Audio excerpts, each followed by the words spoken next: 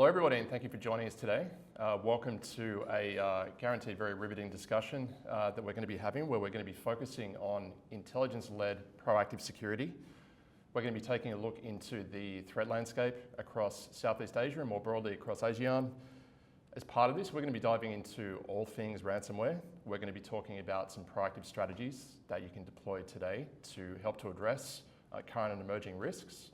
And then we're going to close out with some calls to action, some actionable takeaways that you can immediately apply to help to transition from reactive to proactive defense. By way of introduction, my name is Nick Lowe. I'm the Senior Director of Intelligence Services at Recorded Future, and I'm joined by my panelists, Allan Liska. I'm Allan Liska. I'm an intelligence analyst and ransomware expert at Recorded Future. And hi, Jamie Zajac, Head of Product here at Recorded Future. Hi, Kalpana Singh. I'm Head of Marketing at Recorded Future. So the focus of today's discussion is really around transitioning from reactive to proactive security. So I guess this gives us a good anchor point and a place to start the discussion off. What does proactive security mean to you, Allan? So I think proactive security means that we're used to things like threat hunting and talking about that and finding bad actors once they're in their network. But to me, it's using intelligence to find the bad actors before they have the chance to get into your network. When I think about being proactive with intelligence, one of the things that I often think about is using intelligence that's specific to your organization. I think a lot of times we think about intelligence and understanding the threat landscape and what's happening at a very general level. And I think that in order to be proactive and really know what to do with that, you actually have to figure out how to take all that information and distill it to something that's specific to your organization so that you can actually apply it, drive some kind of next step, drive some sort of business outcome with it. Yeah, I think I'm going to use an analogy. I was recently talking to a Gartner analyst about this, and thinking about proactive security is almost thinking about, as a human being, about your health.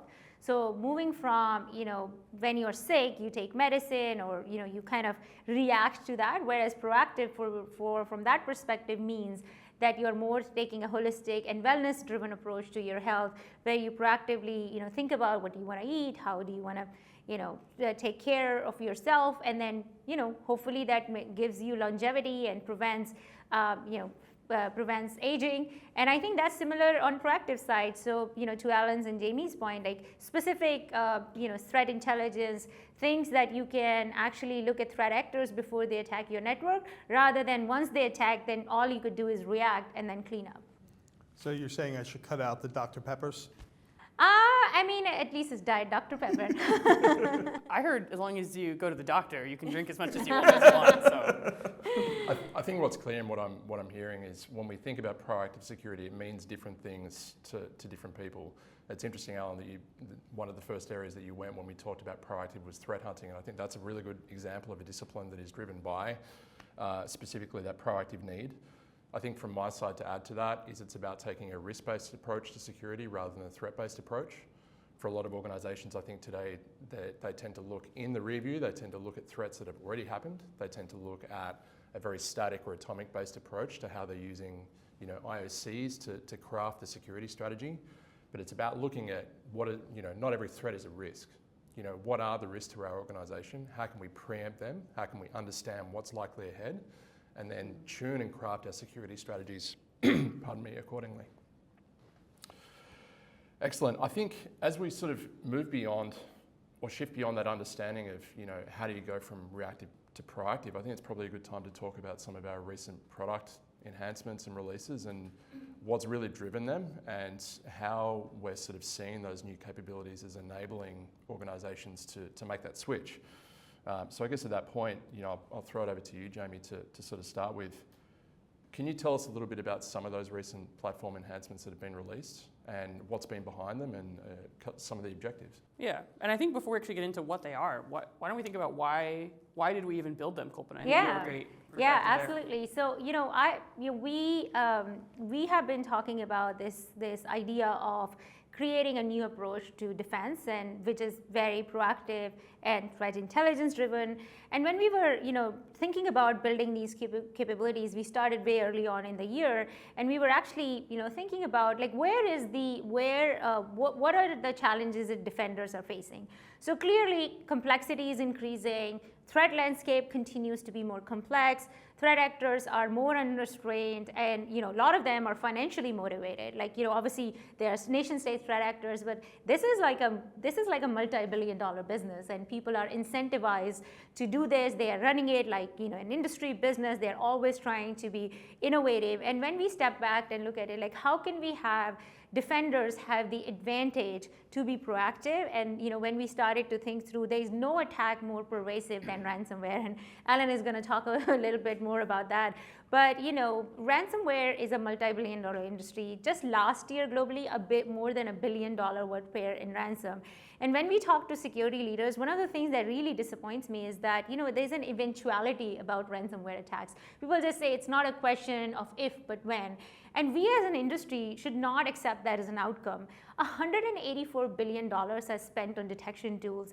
In any other industry, after spending that much money, the response should not be that, oh, it's just going to happen. So, we don't think at Recorded Future, with our mission of securing the world with intelligence, that this is an acceptable outcome. And that's why we really wanted to hone down on ransomware as a problem. And specifically with ransomware, if you are reacting, you're already too late. Means you're either figuring out where your data is posted, you're figuring out how to pay ransom, and we really wanted to shift further left on the attack lifecycle, so we can actually give defenders the advantage to mitigate the threats of ransomware and take actions. And also, in some cases, if something happens which is outside their control, where maybe a third party got compromised, we also wanted to give them an opportunity to, again, react proactively. And that is exactly what we have built. And Jamie is going to talk more about all our new capabilities. So I actually like to think about what we built first with an analogy, which is if you were preparing for some sort of sports game, let's just say football for a moment.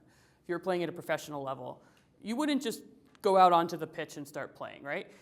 You would spend the weeks before studying the game tape of the opponent. Who are you actually playing? How do they run their offense? How do they run their defense? What are their capabilities? What are their weaknesses? You'd then come up with a practice plan, right? What are the plays that we're going to run? How are we going to prepare? And you'd practice that till it became muscle memory. And then finally, when you'd go out and play, now you'd actually apply that and put it to work. And that's kind of those same kind of steps as what we've done with ransomware. So with some of the new capabilities that we've introduced in the product, we studied the game tape to say, well, first, maybe even before that, we identified the opponents. So we said, well, we know what the landscape looks like. Allan is our ransomware expert. Using our product capabilities, we identified what are all the ransomware attacks that are out there, how are they actually happening. They're using these specific approaches to get into the network, whether it's stolen credentials or whether it's exploiting certain vulnerabilities. We've then taken and related that to your kind of team or your organization. What are the vulnerabilities and the weaknesses that you have in your defense? And when you bring those together, you get a very specific view of who are the opponents that you're facing. Well, given that we have these weaknesses and these are the threat actors in the ransomware ecosystem that exploit that, these are our kind of priority threats that we need to worry about. We then studied how they operate, studied the game tape of them, and we've produced new insights into how the ransomware groups operate. So one of those insights is that we found many ransomware groups actually use early stage malware earlier in their life cycle. I mean, it might be very technical at some point, but if you actually think about that, what it means is that we can see early indicators on your network, on your machines, on your environment, that ransomware is coming. So, I like to ask, if I could give you a 3-day heads up that ransomware was coming, what would you do with the 3 days? Right? Like, you'd run around crazy trying to patch stuff and get things fixed and kick them out. And so some of the new capabilities give you that early insight. And then finally, we supercharged kind of all of it with Recorded Future AI, where we said, well, it's not just about having the data at a technical level and putting it to work. You also need to be able to summarize this across the organization to leaders, to other departments and such. And so Recorded Future AI allows you to now automate the report writing and dissemination of all of this as well. So kind of putting it together, we identified the opponent, we studied the game tape and produced the plan, and then gave you the execution plan to go, win when you're faced with some of these adversaries. Go ahead. No, I just wanted to add one more point to what Jamie just covered. Is she mentioned when she started, what does proactive mean to you? You mentioned that it's specific to your organization. So everything that Jamie just talked about from product capability is not a generic piece of information. It's specific to your organization. So the game is specific to your team and not just generically to football in general. What I like about the new approach that we're taking, and I hope that we see others replicate this, is we generally talk about a ransomware attack as a single event. Lockbit hit this victim, Ransom Hub hit this victim. But we know that's not the way it works. And you use the term ecosystem, which is a much better term to use, because a ransomware attack usually involves at least 3 different threat actors. You have the initial access brokers, the people that gain access, whether it's through using stolen credentials, exploiting a vulnerability, gaining access through a third party or through phishing. They then hand that network off to a ransomware operator who deploys the ransomware or steals the data or both. And then that person hands it off to the ransomware as a service operator, the person who developed and leases out the ransomware infrastructure, and they handle the negotiation, they handle posting of the files, et cetera. So that's 3 different threat actors that you really are trying to keep tabs on and how they operate.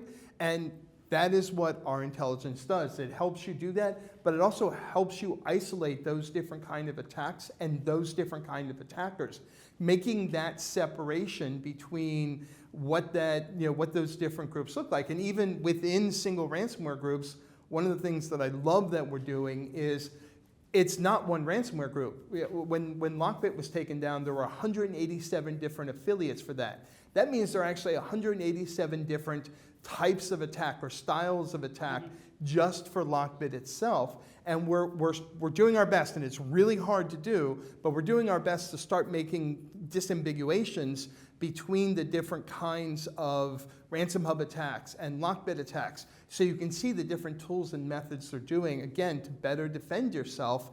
And a lot of that is being driven by the AI. The AI is picking up those patterns and then producing that using the diamond model in conjunction with what we're producing with ransomware. And I think that it's a really great delivery mechanism. Whether you're super experienced or whether you're new at doing this, it gives you the kind of intelligence you can use to take proactive steps. Completely agree, and ransomware as a domain is certainly not new. It's been around for a really, really long time. It's incredibly pervasive. I think one of the really key aspects of what you said, Jamie, was that early warning piece, particularly in the context of organisations that are trying to shift from reactive to proactive. Mm-hmm. Having that visibility and that ability to understand the early warning indicators, that's really that very slim window that defenders have to get the jump on the adversary when the rate of change within the ransomware ecosystem is such that defenders are outpaced and outgunned. The level of change is that rapid. I guess to that point, Allan, did you want to sort of tell us a little bit about some of the key trends and observations that you've made around the threat landscape throughout 2024 so far? Yeah, so obviously we're seeing ransomware continue to grow and multiply. And we're seeing it expand. We're seeing threat actors, again, talking about that ecosystem.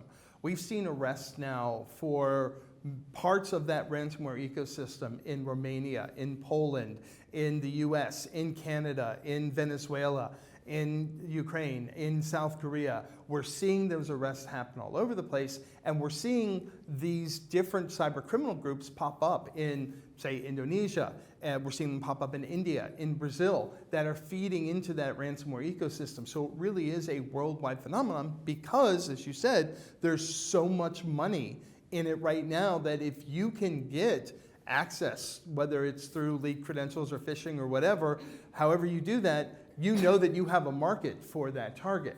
So one of the things that we're seeing certainly is a growth of ransomware in the Asian region. That is newer. Over the last couple of years, we've really seen attacks spike, especially if you look at Indonesia and Thailand. Those are really big areas. But there are other kinds of cybercrime that same ransomware ecosystem feeds into. So we see business email compromise actors also buying stolen credentials because it's much easier to carry out a business email compromise attack if you've logged into the network and you're sitting on the mail server sending genuine emails from that mail infrastructure. So so we're seeing those kind of attacks, but we're also seeing again in this region we're seeing a big increase in mobile threats, not just ransomware mobile threats, but other kinds of mobile threats and anything associated with BYOD devices. So we're seeing a lot of that. Mobile devices are very hard to manage, especially within an organization. So that's a real challenge. But just the absolute explosive growth of info stealers and the leaks of info stealers in these underground forums is just a tremendous challenge. And then the exploitation of vulnerabilities. So SSL VPNs in particular, what we've seen is if you have an SSL VPN, if a vulnerability is announced for it, within 24 hours, we're starting to see active scanning for that vulnerability, and within 48 hours, we're seeing exploitation of that. And nobody's suggesting that we need to get rid of, work from home and get rid of all of our SSL VPNs, but you have to be much faster to patch that. And that means that you have to know, to your point, what you have in your network. When those vulnerabilities are announced, how quickly can you get out and patch those vulnerabilities, because you don't have a lot of time. There are going to be 50,000 vulnerabilities that are probably going to be announced this year. No organization can patch all 50,000. You need to make sure that you know what 10 vulnerabilities the initial access brokers are exploiting, and how they're deployed in your network, and how quickly you can patch those. And that's a much more manageable task, and that's why knowing what your network looks like, but also knowing what the adversarial infrastructure looks like, what they're focusing on, is so important, because you marry those two things together and you've reduced what you have to do. You've reduced what you have to secure and worry about. To your point, not risk, or risk, focus on risk, not the threat. The good old Venn diagram there of what you own and what's a risk, and now you've actually got a manageable chunk there. But right. I don't know, that feels like an inappropriate symbol, but yes, the Venn diagram. But Nick, why do you think some of this is actually happening and focus the growth here so much in the region? Yeah, I think when we're talking about ASEAN and we're talking about Southeast Asia as a whole, there is a rapid acceleration of digitization, deep tech, and just really innovation across the region. And there are predictions that the digital economy across Southeast Asia is going to reach somewhere in the vicinity of $260 billion by the end of the year. And that's really all you need to know from the perspective of why is this region such a popular target. There are a lot of organizations that are still struggling when it comes to, we're talking about risk, we're talking about being proactive and trying to move away from being reactive. Cyber criminals, nation states, whoever you want to talk about, they know that organizations are struggling with this stuff. They know that for the most part, a lot of organizations are resource poor. They're trying to do a lot with very, very limited resources, and they're very quick to capitalize on that. And there was a point made before that, particularly within the criminal ecosystem, a lot of these ransomware operators are actually operating as a fully fledged business. They've got staff that are comped and bonused, and they're working business hours, and they have a very clear mandate as to what their objective is. They are financially motivated. They want to get in. They want to achieve financial gain as quickly as possible and through any means necessary. I think, Kalpana, you always have this interesting comment that, if ransomware was, going for VC funding, yeah, it will be a unicorn. They'd be a unicorn. Yeah, exactly. And then, the challenge is threat actors are relentless, and they only have to get it right once. Right, and organizations have to cover every gap. And even though, it looks like, like you said, Allan, nobody's going to cover 50K vulnerabilities, but those 10K, attackers are just pounding on them. And if you don't cover, something will happen, and then, the attackers are off to the races. And that's such a disadvantage. And this is why, defenders need to not just one step ahead, multiple steps ahead of the attackers.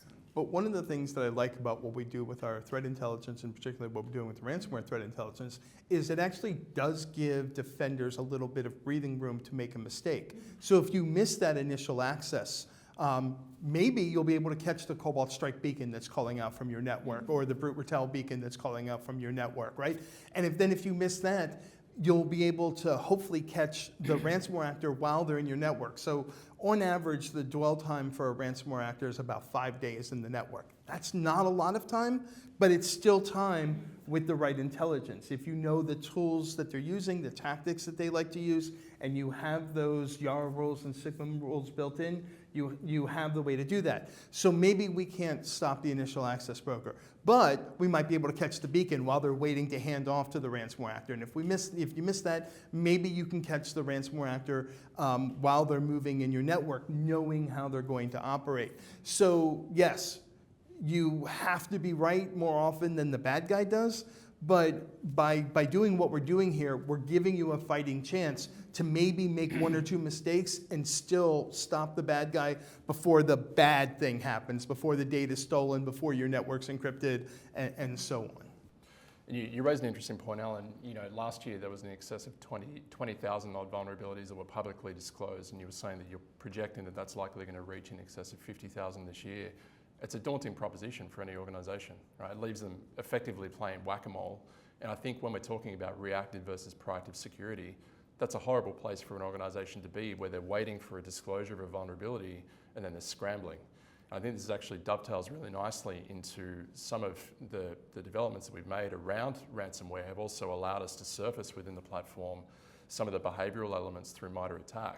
And the reason I think that's very important is for defenders, you need to look beyond just the vulnerability. I think if it's a strategy based on patching alone and reactively patching, it's somewhat of a losing battle. But by leveraging some of those MITRE ATT&CK indicators, that actually puts defenders in a very powerful position, because they can start looking at what are some of those behavioural commonalities that exist, irrespective of the vulnerability that was used to gain initial access. Mm-hmm. And it's not to say deprioritize or de-escalate your patching strategy, but what it does say is it gives you another arrow in the quiver, because you can start looking at what are those common hands-on or interactive behaviours that an adversary is going to use once they get in the front door. And let's start looking at what our detection capabilities are to pick up that lateral movement, that credential access, that persistence. Yeah. I think in a lot of ways, and this is where I think intelligence plays a role, and back to one of your first questions about being proactive, is like you mentioned the 50,000 vulnerabilities, the credentials, you went into the behavioral patterns, but I think one of the challenges is like, where do I focus amongst all of that, right? Should I put most of my resources into vulnerability patching and getting that faster? Should I put my resources into better detections on the network? Is it all about resetting credentials and stolen credentials and trying to figure out how to automate that? And I think that's one of the ways that we can look at intelligence at a very tactical level, like block this IP. Great, do that. But then also, if I look at it more strategically, like where do I focus in this ecosystem, right? So given my company, given where I operate, given where I have locations, given the tech stack that I do operate, like what are the focus areas that I should have? Am I better off funding more in vulnerability detection and response? Am I better on the network side? And I think intelligence can help answer that. And it's different for everyone, right? Because you might be someone who operates primarily in Azure Cloud, and so some of these SSL VPN issues are just non-issues for you, right? Great, focus on credentials. And so I think intelligence can also help kind of understand or drive the focus across the overall organization for, where do you need to spend your time? What's going to have the most impact? But Jamie, you know that I am a huge Bruce Lee fan, and I've heard this. One of the things that it does allow you to do is, so the reason I bring that up is in every Bruce Lee movie ever, there's that one scene where he has to fight 7 guys at once, and you can't not fight all 7 guys, you get hit over the head with the wrench. But this allows you to be better equipped to fight those 7 guys, because you can focus your resources where you need it, so you can better take on all of those attackers that are coming for you all at once, because they are all coming all at once. And you get to be Bruce Lee for a minute and try and defend against those in a risk-based approach, which I think is really the right thing that we're talking about here is what is your risk compared to. Yeah. I think the pleasing thing here, if I think about conversations with CISOs around the region, particularly around Southeast Asia over the past 6 months, there are a lot of commonalities that we've sort of already touched on around the way CISOs are now looking at needing to make adjustments to the way they defend. And there is a very deep desire to move away from that reactive posture where the majority of organisations unfortunately still find themselves, and move to that proactive element. And I think, Jamie, the prioritisation aspect that you touched on earlier is really key. We can't deploy our resources, which are very limited and finite, trying to cover every threat all the time. So it's a matter of how do we start looking at what are the threats that are targeting us? What's happening to us? What's happening to people like us? What's happening out in the wild? And start to narrow that aperture and that focus so that we can understand, here are the threats that actually affect our organisation. Therefore, we now know where to deploy our resources in the most efficient way to get the right outcome. I think that's really key. Other thing that's interesting from a sort of CISO observation perspective, I always love when you ask the question of, what keeps you up at night, because you always get a very fascinating answer. But there are really two key themes that are coming out. It's we don't want to be reactive anymore. We cannot afford to end up on the front page of the news. We cannot afford a surprise. But also reporting is becoming a very key aspect of a lot of the security team's operations. At a board level, there is a high level of board scrutiny that's coming down on security teams. There's a large question around resilience. Are we resilient against this threat? Are we resilient? Are we patched? Organisations struggle with the reporting piece. It sounds like something that's so trivial and so simple, but developing proper situational awareness reporting that informs, particularly at a board level, is extremely challenging. Mm-hmm. And obviously some of our enhancements around how we're using AI within the Recorded Future platform are helping to lighten a bit of the burden. Did you want to talk a little bit about that, Jamie, around how you see that? Yeah. Well, I think there's, I always look at two perspectives. One is a recurring perspective, right? Just like you do security training of the organization at some interval. Maybe it's the compliance-driven annual, maybe it's more aggressive depending on your organization. But you need to be able to constantly report out to your internal teams, whether it's up to others, whether it's across, the vulnerability management team, the SOC team, to know, hey, what are the actual threats that we're worried about, right? And that needs to be done with some sort of operational rigor. This is how we evaluate which threats are most relevant to us. This is how we're communicating them. And so what we've built in Recorded Future AI allows you to automate that, to say, okay, every Monday morning we want to have a security team sync where we all get together and say, what are the things we need to worry about? Is it the same projects we're already working on, or do we need to change? And so using an auto-generated report through AI can do that. It says, hey, here are the credentials that came up, if any, in the past week that you should be focused on resetting. Maybe you automate it. Here are the vulnerabilities, if any, that you need to be focused on. Here are the some recent attacks against maybe your peers. If they're attacking others, maybe they're likely to attack you. So one is kind of being able to automate that recurring. And then the second is when something unexpected happens, you need to very quickly gain the intelligence, right? This attack happened to one of our suppliers or one of our peers. I need to know everything about that as much as possible. How did they get in? What happened? Am I vulnerable to the same thing? And so the second is using AI to produce more of like a flash report. Hey, this event happened. I need quickly a summarization of who, what, where, when, why, how, and do I need to do anything about it? And so Recorded Future AI can now automate that process as well. The goal being that now your team is focused not on collecting information, analyzing it, writing a long-form report. They're actually focused on what do we do about this? And that's where the actual, that's what humans are good at, is what are the actual implications, the critical thinking, and then actually doing it. And so that's really where I see AI helping a lot in this. Well, go ahead.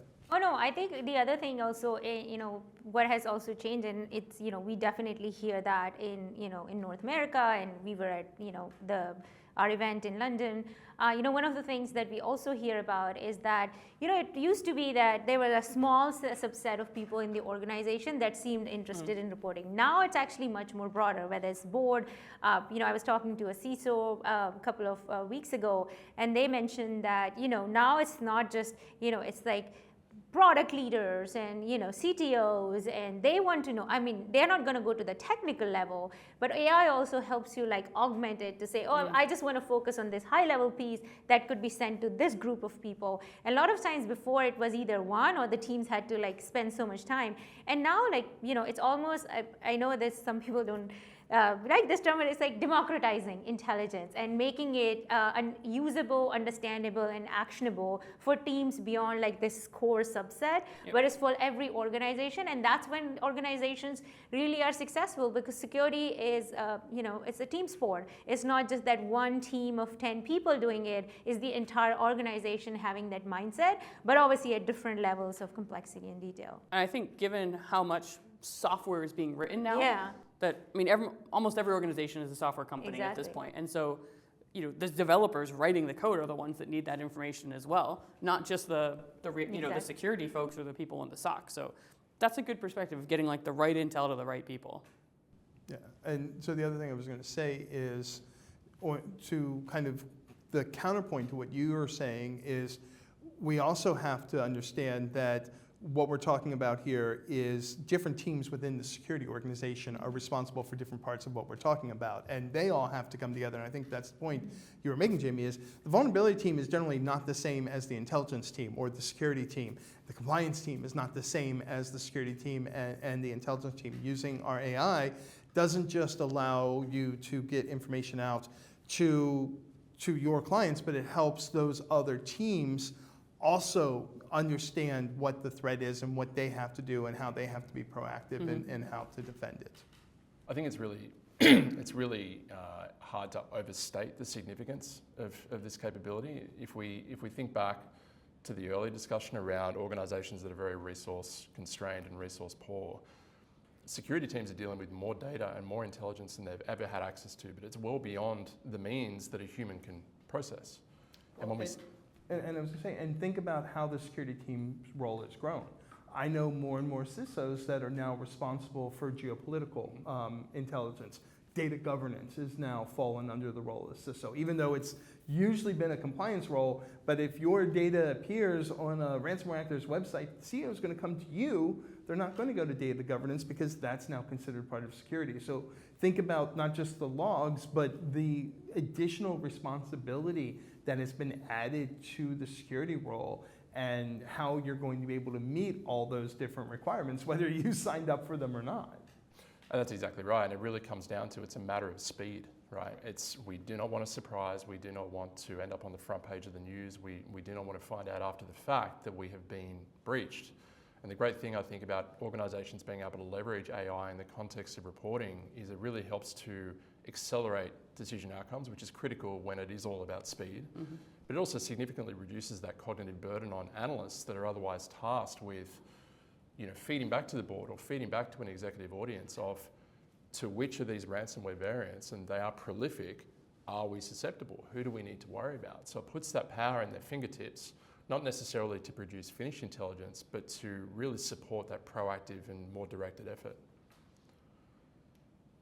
So I think as we sort of start to think about, this is an extremely valuable conversation, but how do we actually put it to use? I think, one of the questions that I'd like to put to each of us is if we had to have one recommendation for executives or for security teams as they move into 2025, what's one tip or one piece of advice that you would give to help them to be more proactive? I'll start with you, Allan. So I think focusing on proactive tactical intelligence is going to be really important. What are the things that you can do that you can automate to bring into your systems to create alerts that are going to give you an edge over the bad guys? And there are some easy tactical wins you can do, like again, looking for leaked credentials, understanding what vulnerabilities the ransomware actors are using, what tools they're using, and how you can go on threat hunting missions.